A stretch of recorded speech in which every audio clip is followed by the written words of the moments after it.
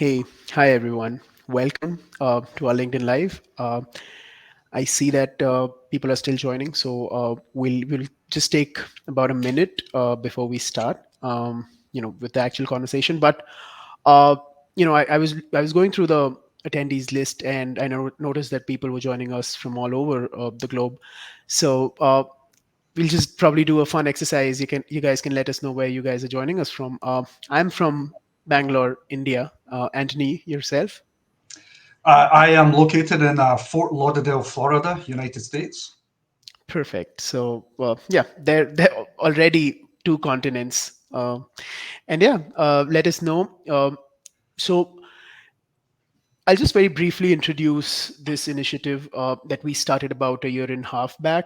Through these LinkedIn Live conversations, which are typically of 30 minutes, we've covered topics which matter to our our colleagues in advancement, and we invite experts, advancement leaders, to basically talk about those topics, and very have a sort of informal discussion, right?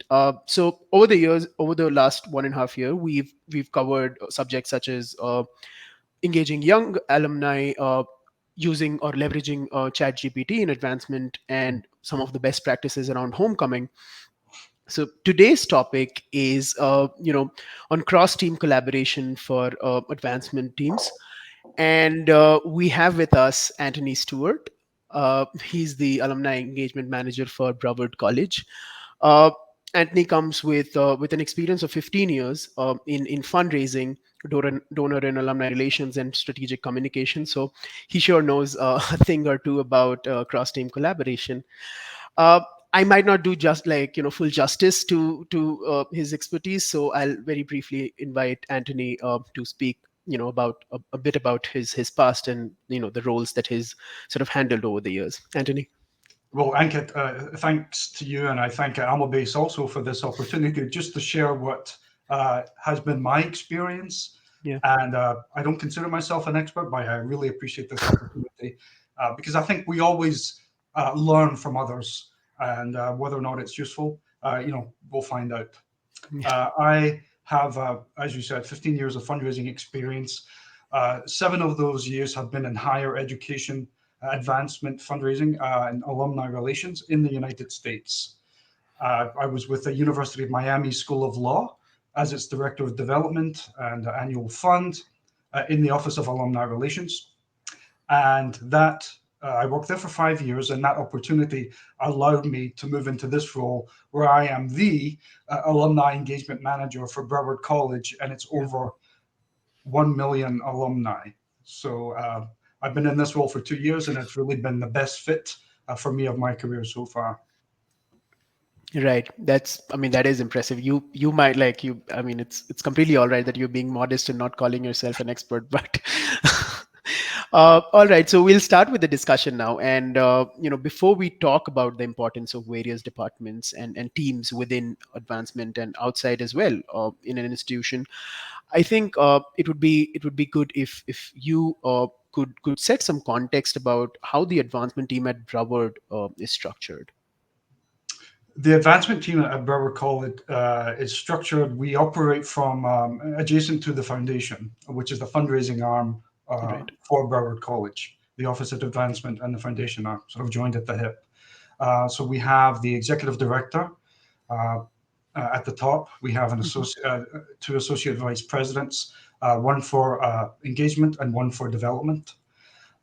We have our own marketing team, but again, a team that's one person. There's about 15 people in the office. We have a Right. finance and compliance team. We have people, tracking the money that we're bringing in and how it's allocated to students and scholarships, which Right. is our main thrust of fundraising. We have office support here. Again, that's one person. So we do a lot with a small team, especially for the size of this institution, where we have 56,000 students and about 4,000 faculty and staff, and this is all in Broward County, one of the largest counties in Florida. Right. Right. Yeah. I mean, that is a huge alumni size, and you guys are doing a great job with I think a relatively smaller team. So kudos to that. And Anthony, I remember the last time we were just casually talking over the phone. You mentioned that you're a firm believer of engaging students while they're on campus before they go on to become alumni, right? So the first question, like on that note, is that why do you think is that so important? And also, when does that engagement shift to alumni engagement? Hmm. Okay, good questions. Yes. Why do I believe that alumni engagement begins with student engagement? Right. Some of it has to do with my own experience as an alumnus. I'm an alum of McGill University in Montreal, Canada. I'm also Hmm. an alumnus of New York University in New York. And my recollections of my time as students there were very positive. Right. Um, and that has informed how I behave now as an alumnus of those institutions. So I believe that being part of that positivity, being part of that environment early on is very important. I never heard about the McGill Alumni Association until I graduated. But what I've learned is that Hmm. had I been perhaps exposed to the benefits of the Alumni Association of those two institutions early on, I might have been more engaged sooner, more active on campus. So I'm trying to create those experiences here. And I do that by being present at places where you might not normally find an alumni association, and that is being involved with career fairs on campus. Right. Being involved with individual departments events where they bring in alumni as speakers. Being involved at different student life activities on campus. What I do is I show up with my table with my baseball cap, just to let people know that this is the hat I wear. I'm the alumni manager for this Right. college, and I am there to have students come up and ask me questions. I'm there also handing out information. I'm handing out pens. I'm handing out an invitation to join our LinkedIn alumni group, even though they have not yet graduated, because Right. that conversation about what an alum is and what the benefits are of networking and connecting with graduates should, in my view, happen when you are a student. Right. I definitely agree with that because in my personal experience as well, of the three colleges that I've attended, the one that I have the most association with, and that I'm most sort of associated with in terms of alumni engagement, is the one where the professors in charge of alumni department would interact with us while we were students, right? And help us find internships and things like that, right? So it was not as if somebody new was approaching us when we graduated. All right, so who's this person, right? Like we knew who this person was. We had a sort of a face to put to the name, right? And if you could also just shed some light on how does that engage, so where does that engagement shift to alumni engagement? So you've interacted with folks on campus as when they're students, right? Now Mhm. they've graduated. How does that shift or transition happen? The transition happens on a graduation day. Uh, Now, hopefully, by that time, they have had some exposure to the word uh, alumnus, alumni. Perhaps they've seen our marketing. Come Right. graduation day, when they are there with their families, we begin by, we've grown our presence at commencement slash graduation from a Hmm. very small table to where I get the whole office here involved because I need all of these people. We Right. sort of take over an entire section of the hall. Last year I had 7 tables full of our swag, our gifts to the Yeah. alums, and also, a corner for them to Right. take photographs. We hire photographers for all of that. So immediately after graduation, we are able to send an email to those folks with links to those photographs and say, this is your official welcome to Brevard College alumni and friends. You might think it started on graduation day, but it started before, and you and your family are now part of this network. So it Right. shifts because we have a very wide umbrella, in fact, and I don't. I also want to address that. For us, an alum is somebody who's at least completed one semester worth of successfully completed a semester's worth of courses. So we have alumni, we have Right. graduates, and we have graduates, alumni that are graduates.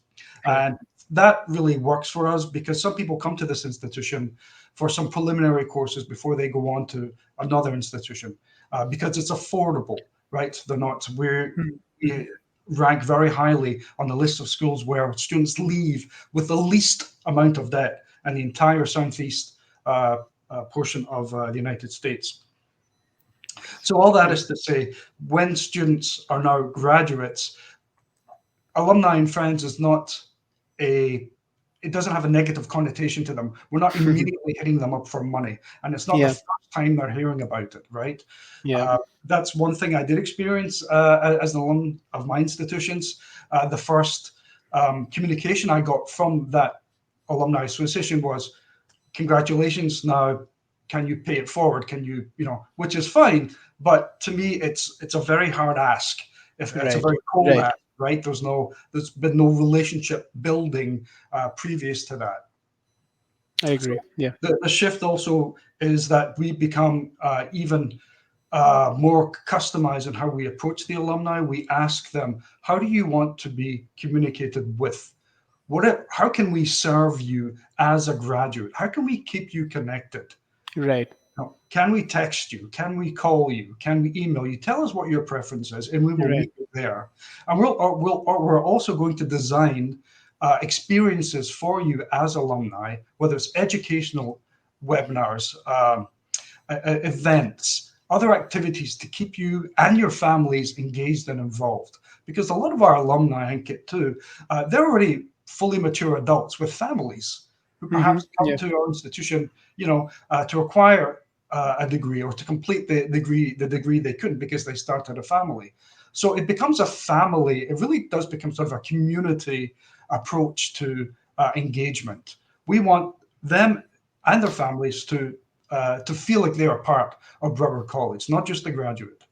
Right. Right. And yeah, I mean, I just want to take take one point out of what you just said and sort of elaborate on how that's a very beautiful way of sort of taking feedback, right? Like you just said that when you're interacting with the students on their graduation day through your sort of tables, you're asking them how would you want us to reach you, what kind of programs would you want us to design, and how would you want us to communicate with you and things like that. Now that it's basically just doing sort of market survey as you'd call it, right, before and while you have them available right on campus.